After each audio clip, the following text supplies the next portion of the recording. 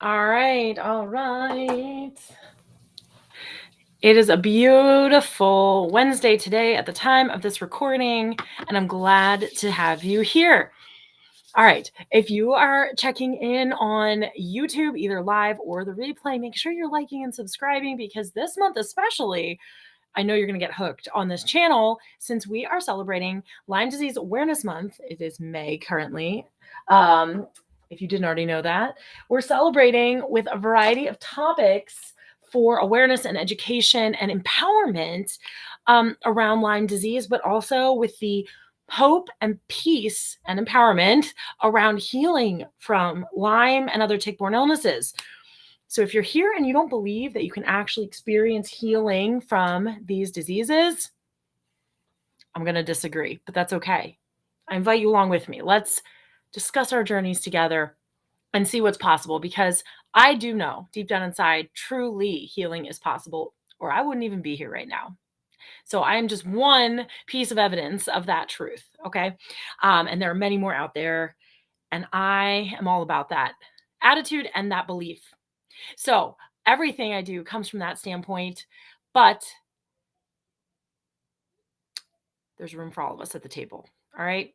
So let's talk today about some of the truths about symptoms of Lyme disease and other tick-borne illnesses that often come along with Lyme as co-infections, okay? I'm gonna pull up my notes. I'm actually gonna to start right off with an example. And that is part of my story, which I've also been sharing this month. I started this past week on Monday of this week. So just look back a couple videos. You'll find the beginning of my story there. And my story is long because I've had a diagnosis of Lyme disease over 20 years now.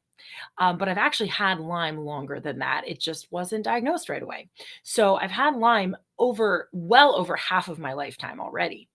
So my story is a little bit long, and I broke it into manageable bite-sized chunks in order to share it fully. I've never really shared it and the nitty-gritty of it fully. So this series that I'm doing weekly throughout this month, probably every Monday for the month of May, I will share a piece of that story with you.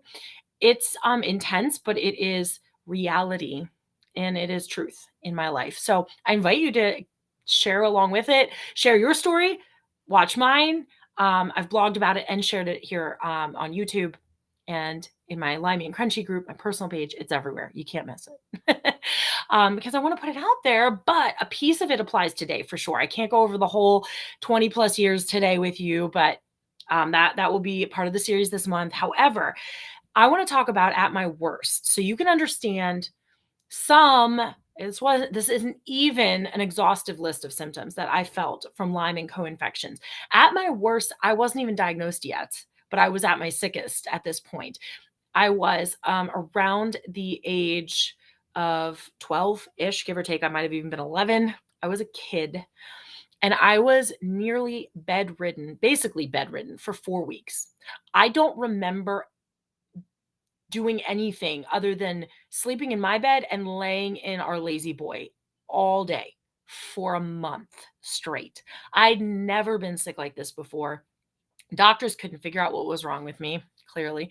And some arbitrary diagnoses were thrown out that were like viral illnesses that would resolve, and it was just a really bad case of it and blah, blah, blah. So at that time when I was so sick, why was I like bedridden, right? So I actually had to write down my symptoms because part of my symptomatology that I'll tell you firstly was neurological. And I have a lot of black holes in my remembrance of this time because I couldn't remember things. I couldn't recall information well. I had the total like package of brain fog and neuro disturbances from this, but didn't know what it was back then. I remember describing how my brain felt and like to doctors that just like looked at me cross-eyed, like, what are you talking about? Fuzzy. I felt fuzzy and foggy. And like clogged. I remember saying my brain just feels clogged up. Like I can't get information in properly or out properly like I used to be able to. And I was a really good student. Like I knew my brain had been normal and healthy functioning prior to this, and it didn't feel that way anymore. So working through those black holes to put the pieces together for my story, I do remember feeling that way neurologically, feeling like things were happening to my body and mind that were outside of my control. Sorry, my dog is like about to kick my computer. If it wiggles, it's the doggy right next to me here. Um, I could actually hardly swallow. My throat was so sore and inflamed. I remember I couldn't eat, mostly because of that, but also I had no appetite really. I forced myself to eat a little bit for nourishment to try to heal. But it was one of those things where I felt like I had the worst case of like a flu or some kind of sickness like that, which I don't think I've ever actually had the flu, but this was my interpretation of I must have it. This must be what this is, or I must have tonsillitis or something. This is so bad. I couldn't even swallow my saliva effectively. But all the swabs were negative and everything checked out fine, right? My joints and muscles were on fire. I'd never had pain like this before. In fact, I was young, but I was becoming quite an accomplished athlete even at that young age. And I was looking forward to a career in sports probably. Like I loved athletics and was pretty gifted in them at that time in my life. And I couldn't even walk without excruciating pain. My skin was burning and on fire. I remember even to be touched was painful. I remember even just crying from moving around normally. And that's why I was bedridden, chair ridden, because it was so much effort to even move. I was exhausted, clearly. I felt like the pain was taking it out of me, but the mental aspect of working so hard to just like function mentally all day long took it out of me. Total exhaustion. I couldn't think straight. My mood was changing in uncharacteristic ways. And again, I thought maybe it's just because I'm so sick, and maybe it was. Who really knows? But it was definitely an acute and distinct change from my normal baseline. Basically, I think that was the gist of it. And like I said, I had to write a lot of this down because it's just not something I sit around and think about often, how I used to feel, because it was so bad. I don't want to remember it that well, but it's important to, right? This is part of the healing journey, getting it out there and recognizing the truth of what you went through and not letting anyone tell you it didn't happen that way to you. Even yourself telling you that is a problem, right? So I also was having fevers off and on, at least. They weren't like 24/7, but I was spiking fevers. I had swollen lymph nodes that were kind of like migratory. My joint pain, some of my very specific joint pain and joint swelling was migratory. Like it would, like for a couple of days, it would be in one joint, like almost like I had sprained it, like that bad, sprained or broken feeling. Not just like, ow, that aches, but like can't use that joint, might need to go to the doctor because like, did I do something in my sleep? Like that kind of a thing. Swelling in my lymph nodes, like I said, painful lymph nodes, huge, like hugely swollen in my neck, in my groin, in my armpits, like wherever you have your lymph system, I was experiencing that. And oh, by the way, at the time I was my worst, I also had a bullseye rash all over my body. Some people equate that bullseye rash as like one of the primary symptoms of Lyme disease, right? And yeah, I mean, it is a symptom of Lyme, but it is a very less common symptom than most people are led to believe. And even with a bullseye rash being a symptom of Lyme, some physicians will still not even acknowledge it as a sign of Lyme disease. And it's not the only rash. So we're going to get into that. What actually constitutes Lyme disease? That someone as sick as me with classic symptoms of Lyme, fever, swollen lymph nodes, joint pain, rash, a lot of that is well known now as symptoms of Lyme. But some people might still look at my case and think that it could have been anything. Could have been the flu, like I said. It could have been an autoimmune condition. It could have been a virus. Sure, it could have. Now we know better because I just had a tick bite prior to this happening and I knew it. I actually had multiple tick bites from a hike.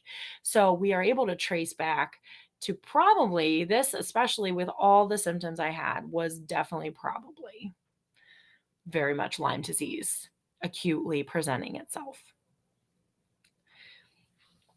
The truth about the symptoms of Lyme disease and co-infections or tick-borne illnesses, vector-borne illnesses that come with it is this one main truth. Anything is possible. You cannot rule out certain symptoms as having nothing to do with Lyme disease or co-infections. That's important because Lyme often travels with company, other infections from ticks. Not always, but often. And so not every symptom is necessarily only Lyme, but there's a lot of crossover and a lot of unknowns. And that's the reality of the situation. We don't know enough to say that this isn't possible and this is possible and there's no gray area here. There's not enough research and there's not enough known about it to make those distinctions very clearly. And any Lyme literate provider worth his weight in salt or doxycycline will tell you that. All right. Reputable Lyme literate providers know this is reality. And there are more symptoms possible with Lyme that I could possibly go through now. Here are just some examples of what Lyme disease and co-infections can look like in anybody. Autoimmune conditions in general can be Lyme related or co-infection related because your immune system, and here's the thing, it's not always directly like this infection from a tick caused these problems. Sometimes it's this infection from the tick destroyed some pathways or some processes in your body and created more problems that way, indirectly, secondhand problems, if you will. But still, the Lyme or co-infections or co-infection is the part of the root of the problem that has to be removed. It might not be the whole problem, but it might have led to additional problems. And that's where it gets complex. And you need a good provider often to sort through these things. So autoimmune conditions often result because of Lyme disease and co-infections. I don't think I know anyone with Lyme and co-infections that doesn't have an autoimmune diagnosis or 2 or 3 or 7 or 10 on their chart. I am one of them.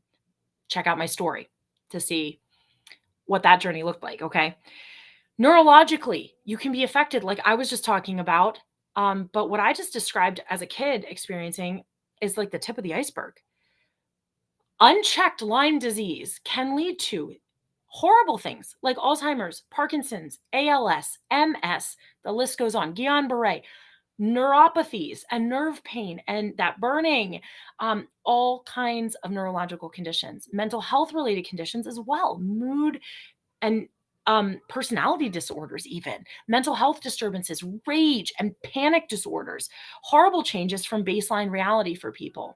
I have experienced that from co-infections of Lyme, especially, but Lyme can be a culprit too. Migraines, headache diseases and disorders. The list goes on neurologically. Pain-related conditions, autoimmune-wise is often where this comes up. Rheumatological stuff, fibromyalgia, arthritises, myalgias, lupus. I had to write a list because I'm like, I'm going to forget something. Lupus can be associated with Lyme disease and how it attacks the body and reduces the immune system's response. Cardiac problems can result, including vasculature issues, Raynaud's phenomenon, carditis, and heart diseases and heart disorders, which can be deadly. They can be life-threatening. As you will see, this list of conditions can lead to death. Lyme disease is not without its risks, unchecked and untreated and not well treated for sure. It can lead to death. I'll keep going. GI disturbances in your GI system, autoimmune conditions, IBS, Crohn's, ulcerative colitis, all kinds of gut disturbances can actually be a result of how Lyme and co-infections attack your body and attack your gut and attack your immune system and attack your balance and your microbiome in general. I talked earlier, late last month, actually, the end of last month in April, about how mitochondria are affected by Lyme disease. And that is a source of all your fuel and energy in your cells. But also, this can lead to histamine issues and homocysteine issues in your body, which can lead to allergenic effects and rashes and presentation of like intolerances to things suddenly, and toxic burden symptoms in your body that you never maybe had before. Skin, like I just said, can have a variety of rashes, not just the classic bullseye rash. That is also a myth that is the only Lyme rash there is. There are a multitude of different types of skin rashes and presentations of Lyme. Also, burning, sensitivity on your skin, and changes to your skin in general. Hair loss, thyroid disorders, endocrine disruption, hormone disruptions, lung issues, air hunger, lowered lung capacity, difficulty catching breath, exercise intolerances, asthmatic presentations, all can be associated with ticks. Basically, any organ system can be impacted. I'm not going to keep going. Kidneys, liver, pancreas. I mean, you name it, your body can be impacted by Lyme. And the thing is, there's no way to predict who it will impact, how it will impact that person, and what they will be able to fight versus what will show symptomatically. Because everybody is different. Your genetics, your body composition, your lifestyle all make a difference here in how a tick bite can impact your life. Lyme can lead to things like cancers, multitudes of kinds of cancers, and worsening health problems overall, and death. So when I say that I'm lucky to be here, it's not an exaggeration. And it's also not luck entirely. It's a lot of blessing and a lot of hard work and a lot of learning, growing, and navigating a very difficult system along the way. And it's not a trite statement for me to say that. I literally mean I am lucky to be here in more ways than one. Because if Lyme doesn't destroy your body and lead to potential death or deadly diseases, it will destroy your mind over time, left unchecked. And that is dangerous too. And for some, deadly. It's a serious pandemic in and of itself, Lyme disease and tick-borne illnesses. All right, my dog is bumping the setup again. So I'm going to wrap up with this. I don't want that, and I don't believe in that outcome for anyone that has a Lyme diagnosis. I believe in rising above that diagnosis. That does not have to define your life, but it might guide some of your decision-making going forward if you desire healing. If you don't claim death and disease over yourself, like I do not claim that for myself, you don't have to live like a Lyme victim. You can be the Lyme warrior, conqueror, and person you're created to be, because you are not Lyme disease and tick-borne illness. You are you, created for a purpose, created for full health and functionality. And you just got to claim it and run with it. It doesn't mean it's always easy, but I'm here to try to help. I know how hard it can be. I know how frustrating and confusing the journey to healing can be, and how different and unique it can be for everybody. So check out the description of this video, because I invite you firstly and foremost into my free holistic healing community called Limey and Crunchy, where we have fun.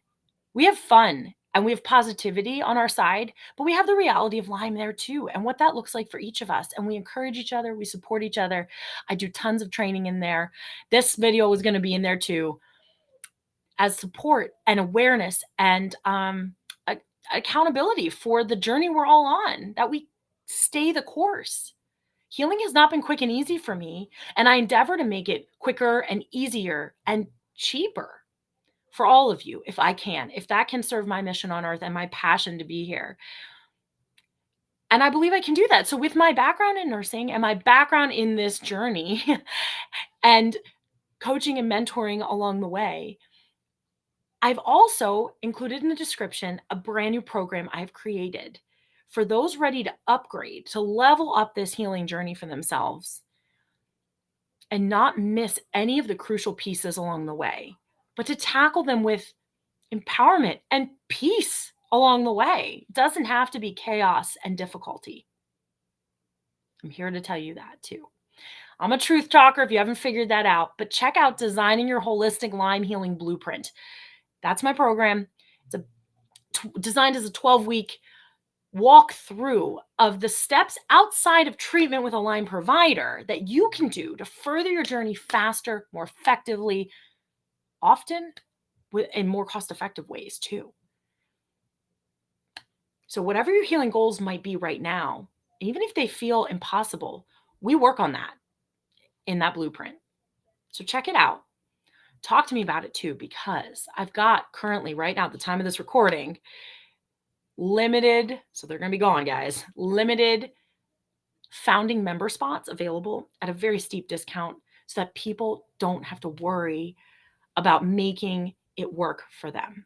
I want accessibility as the primary focus, along with actual results. If that's what you're looking for, I got you.